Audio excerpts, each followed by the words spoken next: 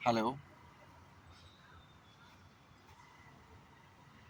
সবাই কথা দিয়েই শুরু করে, হয় কথা রাখার জন্যে, না হয় কথা না রাখার জন্যে। দুটোই কারণ। কেউ কথা রাখার জন্যে কথা বলে, কেউ কথা না রাখার জন্যে কথা বলে। আমি কি কারণে কথা বলি, আর যার সঙ্গে কথা বলছি সে কি কারণে কথা বলে, এই দুটোর যে ব্যাকগ্রাউন্ড, তার উপরেই নির্ভর করে সম্পর্কটা কেমন হবে, জীবনটা কেমন হবে।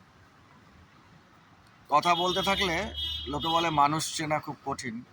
আমার মনে হয় না অতটা কঠিন। একটু নিঃস্বার্থ হলেই বোঝা যাবে। আর স্বার্থ হলে একরকম, স্বার্থ থাকলে একরকম হবে, নিঃস্বার্থ হলে আরেকরকম হবে। কিন্তু প্রত্যেকটা কথারই কিন্তু মেন সূত্র বাঁচার জন্যে।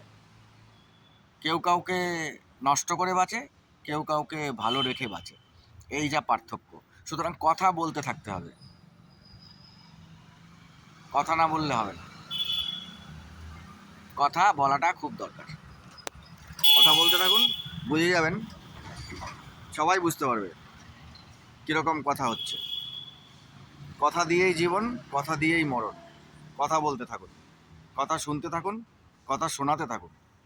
যদি কিছু অসুবিধা থাকে তাও কথা বলুন, যদি কিছু সুবিধা থাকে তাও কথা বলুন। ভালো থাকুন, ভালো কথা বলুন। Good night.